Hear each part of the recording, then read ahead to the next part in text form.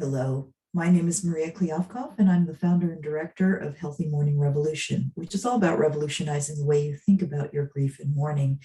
And heading into Mother's Day, for those of us who have lost our mothers, this is a really important time for us to talk about grief and to talk about mourning and to look at, have we been bearing and carrying our grief? In other words, as Mother's Day approaches, how do you think and how do you feel about it? Now, if your mother died recently, then first of all, I'm so very sorry for your loss. And I'm going to tell you that what I'm saying right now may not apply to you because you may be in what's referred to as the dosing time, a time when you really do need to just take the time for yourself, and to go slowly with what's coming up for you. You may even be in a time where you're just kind of feeling a little numbed out, and that's okay. It's all part of the normative grief process. Your grief knows your pathway through the grief journey. And here's the thing, many people talk about grief as an emotion that you feel. Well, grief is a constellation of many different emotions, which include sadness, which can include depression, which can include fear, it can include worry, doubt, shame, blame, guilt. It can include joy. It can include happiness as we go through some of the memories. It can include regret as we go through a regret review. Grief carries a ton of different emotions. In order for us to move through our grief journey, we have to be willing to convert our grief to mourning. In other words, we have to go from internal experience to external expression of our loss and everything that we're feeling around it. Mother's Day gives those of us whose mothers have passed a wonderful opportunity to convert our grief to mourning. It also, if we're not going to convert our grief to mourning, sometimes is a very difficult day for us to go through because we don't know how to handle it. So I just wanted to come on here live to have a conversation with all of you about how are you planning to honor your mother this Mother's Day? Our relationship with our mothers can be very complicated. For some, mothers are the support that have always known us as we are. They are the beloved believers and cheerleaders. They may have even smothered us growing up, but they always believed in us, and they always saw something in us that went just beyond what we saw in ourselves.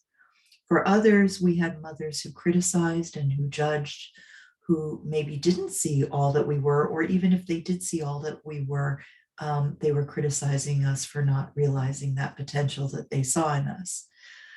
For others, our mothers ignored us and didn't see who we were at all. Or perhaps we were a threat to them. There are a myriad of different relationships between mother and daughter or mother and son. And what we need to remember is that death ended their life, but it did not end our relationship with them. If we had a problematic relationship with them, then this Mother's Day affords us yet another opportunity to find where the relationship is now and to continue to heal the relationship, including the relationship of loss. There are a myriad of different ways to do this. What I'm going to invite you to do is to really sit with the thought, where is my relationship with my mother right now? Am I holding anger against her? Am I needing to forgive her? Am I feeling like I need her forgiveness? Am I just sad and distraught? Am I depressed? Where right now is my relationship with her? And if what you're hearing is, I have no relationship with her because she died and I can't, and you're consumed by that idea, then I invite you to explore a different possibility.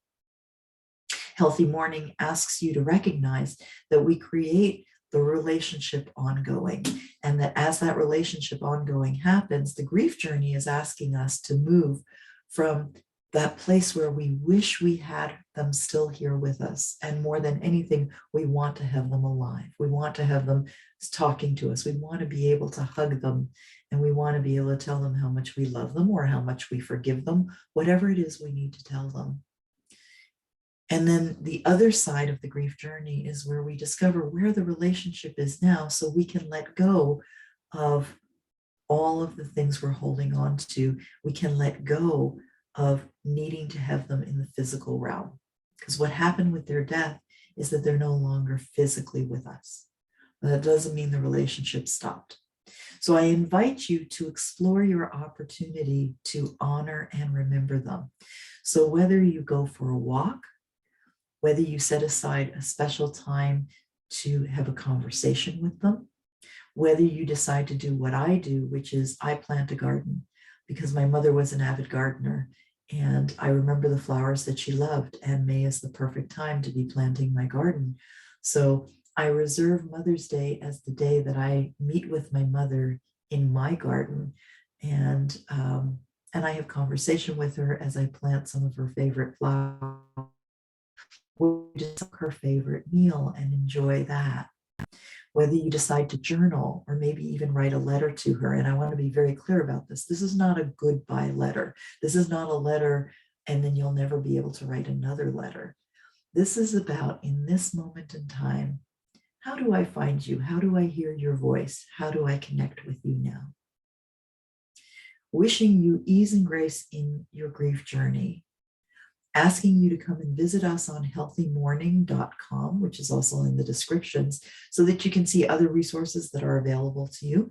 I'm also going to be doing a live launch at the end of June, which we'd love to have you be a part of.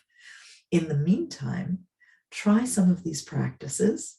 Come visit us on our website. And if this video has been helpful to you, then I invite you to like it, to share it with your friends, to write comments. And in particular, if there's something you want me to talk about, if there's something about your grief journey that's confusing you and you would like me to reflect on it, by all means, write a comment in the comment section and I'll be happy to speak to it in one of these lives. Make sure you subscribe to the Healthy Mourning channel so that anytime we drop a new video, you're the first to know about it. And again, wishing you ease and grace in your grief journey, because the grief journey is not easy. And yet I promise you that we move through it. The whole purpose of it is for us to move through, and that we can move through it with ease and grace. Much love to you. Until next time, namaste.